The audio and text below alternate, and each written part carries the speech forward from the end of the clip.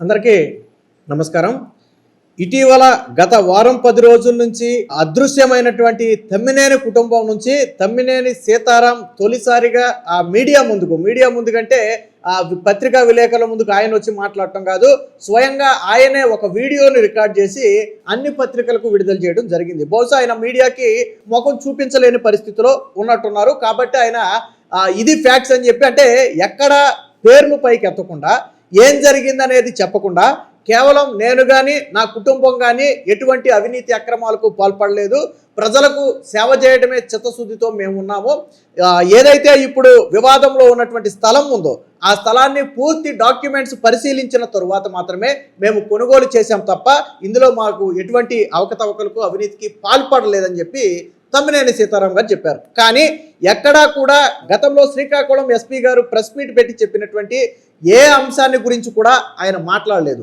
ఏదైతే ఫోర్జరీ ఒక death certificate సృష్టించారో దాని గురించి మాట్లాడలేదు, ఒక ఫేక్ ఫ్యామిలీ మెంబర్ సర్టిఫికేట్ సృష్టించారో దాని గురించి మాట్లాడలేదు. అసలు ఒడిశా నుంచి రజని అనే ఒక మహిళను తీసుకువచ్చి అందవరపు అని ఇంటి పేరుగా మార్చేసి అసలు పేరు అడబాలను అందవరపుగా మార్చేసి మన రాష్ట్రానికే చెందని ఒక మహిళని తీసుకొచ్చి భాషగోడారాని ఒక మహిళని తీసుకొచ్చి ఆవిడ పేరు మీద ఉన్నటువంటి ఆస్తిని వీళ్ళ కొడుకు పేరు మీదకు రిజిస్ట్రేషన్ చేయించుకున్నారు.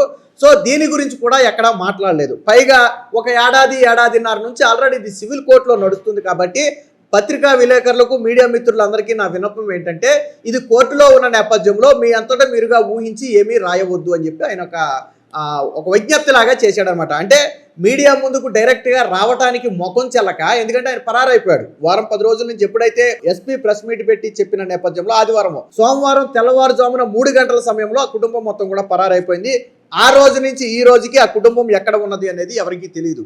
హైకోర్టులో ఆ రక్షణ పొందే ప్రయత్నం చేస్తే వీళ్ళ అబ్బాయి ఎవరైతే చిరంజీవి నాగు రిజిస్ట్రేషన్ చేయించుకున్నాడో చిరంజీవి నాగు, అతనికి మాత్రం ఎటువంటి రక్షణ కల్పించలేమని కోర్టు చెప్పడంతో పాటు ప్రస్తుతానికి విచారణ జరిగే వరకు తమ్మినేని సీతారాంని వాళ్ళ భార్యను అరెస్టు చేయొద్దని మాత్రం కోర్టు చెప్పింది. అంటే తాత్కాలిక ఉపశమనం అయితే కల్పించింది. రెగ్యులర్ బెయిల్ మీద 17 తర్వాత విచారణ చేపడతాం, ఆగస్టు 17 తర్వాత అని చెప్పి కుండబద్దలు కొట్టినట్టు చెప్పింది. సో ఇక్కడ కొన్ని ప్రశ్నలు, అంటే తమ్మినేని సీతారాం సమాధానం చెప్పాల్సినటువంటి కొన్ని ప్రశ్నలు ఉన్నాయి. సో అసలు రాష్ట్రానికే చెందని ఒక మహిళను తీసుకొచ్చి ఆ మహిళ పేరు మీద భూమి ఉందని చెప్పి దాన్ని మీరు ఎలా రిజిస్ట్రేషన్ చేయించుకున్నారు? ఇప్పుడు ఫర్ ఎగ్జాంపుల్ నేనే ఉన్నానండి, ఒక ఆస్తి కొంటున్నాను, ఒక 3-4 కోట్ల రూపాయల ఆస్తి కొంటున్నానంటే ఫస్ట్ లాయర్ దగ్గరికి వెళ్తాను. ఆ పత్రాలన్నీ కరెక్ట్గా ఉన్నాయా, నేను ఈ ఆస్తిని కొనొచ్చా లేదా అనేది చూపించుకున్న తర్వాత, లీగల్ అడ్వైస్ తీసుకున్న తర్వాత అవన్నీ కరెక్ట్గానే ఉన్నాయి, లింక్ డాక్యుమెంట్స్ కరెక్ట్గానే ఉన్నాయి, అన్నీ పర్ఫెక్ట్గా ఉన్నాయి, కొనవచ్చు అనుకున్న తర్వాత మాత్రమే ఆ భూమిని కొనుగోలు చేస్తాం. సాధారణంగా భూమి కొనాలంటే ఫస్ట్ అది లింక్ డాక్యుమెంట్స్ ఎవరి పేరు మీద ఉందో చూస్తాం, ఆన్లైన్లో ఎవరి పేరు మీద ఉందో చూస్తాం, అడంగల్ 1B లాంటి పత్రాలు ఎవరి పేరు మీద ఉన్నాయో చూస్తాం. చూసిన తర్వాత మనం భూమి కొంటాం. తమ్మినేని సీతారాం ఏం చిన్న వ్యక్తి కాదు, అప్పటికే స్పీకర్గా ఉన్నటువంటి వ్యక్తి, వైసీపీలో సీనియర్ నేత, పలుకుబడి ఉన్నటువంటి వ్యక్తి. మరి ఆ వ్యక్తి ఒక మహిళ దగ్గర భూమి కొంటున్నప్పుడు అట్లీస్ట్ ఆ మహిళ ఆధార్ కార్డు చూసారా? తమ్మినేని సీతారాం గారు కనీసం ఆ మహిళ ఆధార్ కార్డు చూసారా? ఆ మహిళ ఇంటి పేరేంటి? అడబాల రజని వాళ్ళ ఆధార్ కార్డులో ఉన్నది. ఆ అమ్మాయికి ఆంధ్రప్రదేశ్లో రేషన్ కార్డు ఉందా? సరే, ఈ రజని అనే అమ్మాయి ఎవరో మీకు తెలియదు అనుకుందాం. గోవిందరాజులు ఎవరైతే అందవరపు గోవిందరాజులు అనే ఒక వ్యక్తి బ్రతుకుండగానే చనిపోయినట్టుగా సృష్టించారో ఆ వ్యక్తిదే అనుకుందాం. ఫర్ ఎగ్జాంపుల్ ఆ వ్యక్తే చనిపోయాడు అని మీరు సృష్టించారు కదా, ఆ వ్యక్తిదే అనుకుందాం. ఈ రజనీకి గోవిందరాజుకి మధ్య ఉన్న సంబంధం ఏంటి? నిజంగానే కూతురా కాదా అనేది మీకు తెలియదా?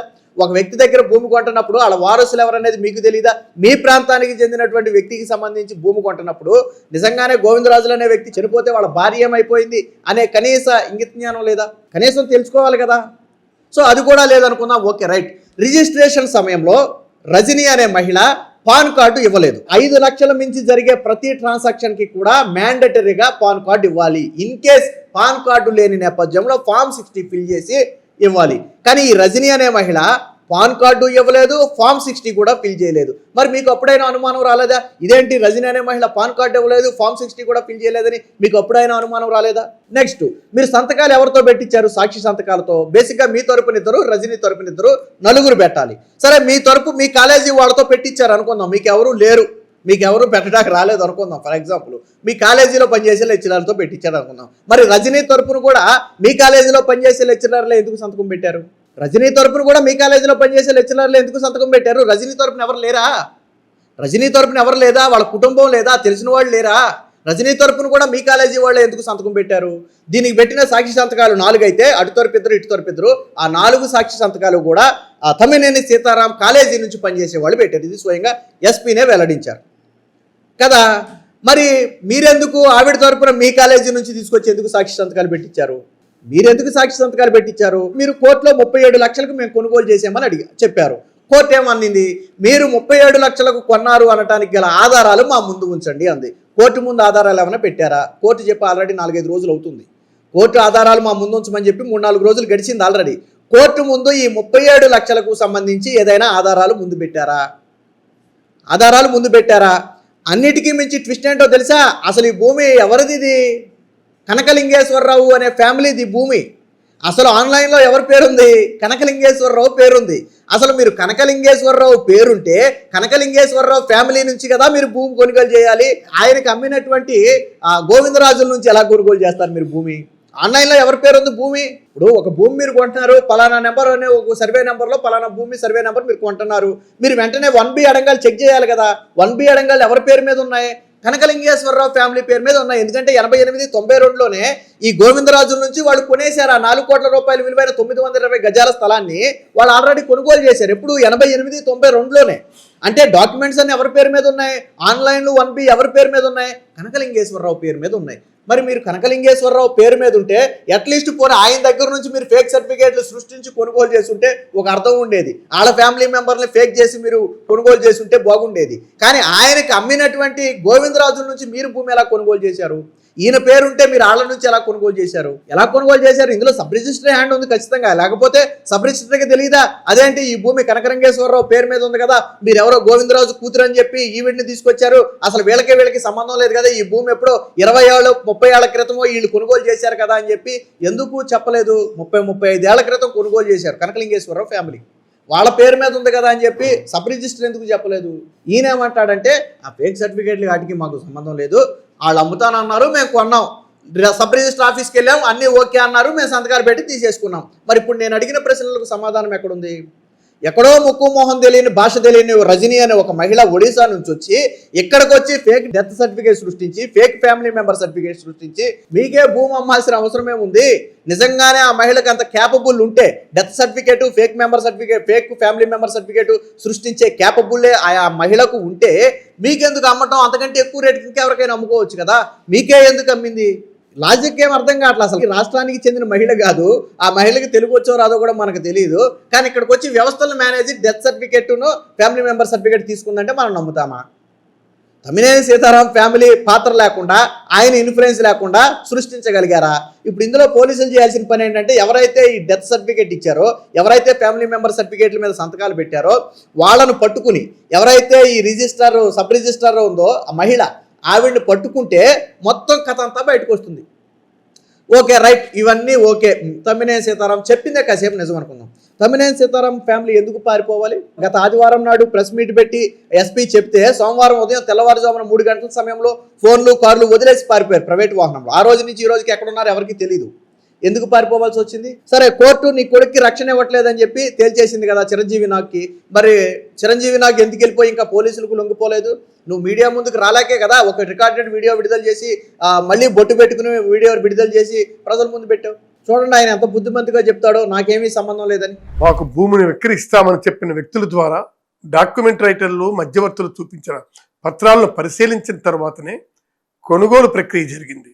రిజిస్ట్రేషన్ సమయంలో సంబంధించిన పత్రాలన్నీ సబ్ రిజిస్ట్రార్ కార్యాలయంలో సమర్పించబడ్డాయి. అక్కడ చట్ట ప్రకారం పరిశీలన జరిగిన తర్వాత రిజిస్ట్రేషన్ పూర్తయింది. ఆ సమయంలో ఎలాంటి అభ్యంతరాలు లేదా లోపాలు ఉన్నాయని మాకు తెలియజేయలేదు. ఆ తర్వాత భూమిపై వివాదం ఉందని, యాజమాన్యానికి సంబంధించి అభ్యంతరాలు ఉన్నాయని తెలిసింది. విన్నారు కదా, ఆ రోజు డాక్యుమెంట్స్ మధ్యవర్తులు రిజిస్టర్లు డాక్యుమెంట్లు పరిశీలించిన తర్వాత మాత్రమే కొన్నారు, కానీ వీళ్ళకి ఎటువంటి పాపం తెలియదని చెప్పి చాలా బుద్ధిమంతులాగా తమ్మినేని సీతారాం చెప్తున్నాడు. మరి ఇప్పుడు నేను అడిగినటువంటి ప్రశ్నలకు ఎక్కడైనా తమ్మినేని సీతారాం దగ్గర సమాధానం ఉందా? పైగా మీడియా మిత్రులంట ఎక్కడా దీన్ని వాళ్ళకి నచ్చింది రాసుకోకూడదంట. వాళ్ళకి నచ్చింది ఎక్కడ రాసుకోవాలా? వాస్తవానికి ఇది సివిల్ కేసుగా ఉంటే క్రిమినల్ కేసుగా మార్చారని కూడా ఆయన చెప్తున్నాడు. సివిల్ కేసు ల్యాండ్ వివాదం మాత్రమే సివిల్ కేసు, కానీ fake death certificate fake family member certificate ఒక ఫేక్ డాటర్ను కూడా సృష్టించి తీసుకొచ్చారు చూసారా? ఇవన్నీ కూడా ఏంటంటే క్రిమినల్ కేసు. సో కాబట్టే వాటి మీద కేసులు నమోదు చేశారు. ఇది స్వయంగా ఎస్పీనే చెప్పాడు. ఆయన చూడండి పత్రికా విలేకరులకి ఎంత వినయంగా చెప్తున్నాడు. ఈ సందర్భంగా మీడియా మిత్రులకు ఒక విజ్ఞప్తి చేస్తున్నాను. కేసు కోర్టు పరిధిలో ఉన్నందున దర్యాప్తు పూర్తి కాకముందే ఎలాంటి నిర్ణయాలకు రావద్దు. అన్ని కోణాలను ప్రజల ముందుకు తీసుకురావాలని కోరుతున్నాను నేను. చూశారు కదా, పత్రికా విలేకరులకంట అంటే వాళ్ళ కోర్టులో ఉంది కాబట్టి వాళ్ళకి తోచింది రాయకూడదంట. ఓకే రైట్, కోర్టులో ఉంది కాబట్టి ఎవరికి తోచింది వాళ్ళు రాయరు. కానీ కోర్టు మీ కొడుక్కి బెయిల్ ఇవ్వలేదు కదా, దాని గురించి రాస్తారు. అలాగే ఎస్పీ కొన్ని అనుమానాలు రేకెత్తించారు కదా, దాని గురించి రాస్తారు. ఇప్పుడు నేనైతే ఏదైతే కొన్ని విషయాలు లేవనెత్తానో ఇవి సహజంగా అందరిలో వచ్చే ప్రశ్నలే కాబట్టి ఖచ్చితంగా వాటి గురించి మాట్లాడతారు. ఎందుకు మీడియా ఎందుకు మాట్లాడకూడదు? మీరు అసలు మీడియా ముందుకు మీరు ఎందుకు రాలేకపోయారు? మీడియాకు మీరేమీ తప్పు చేయలేదని అంత ధైర్యంగా చెప్తున్నారు కదా, అదేదో మీడియా ముందుకు వచ్చేసి నేను నా కుటుంబం ఎక్కడికి పారిపోలేదు, ఇది ఇక్కడే ఉన్నాం, ఇది జరిగిందని ఎందుకు మీడియా ముందుకు రాలేకపోతున్నారు? ఎందుకు ఇలా రికార్డెడ్ వీడియోలు వదులుతున్నారు మీడియాకి?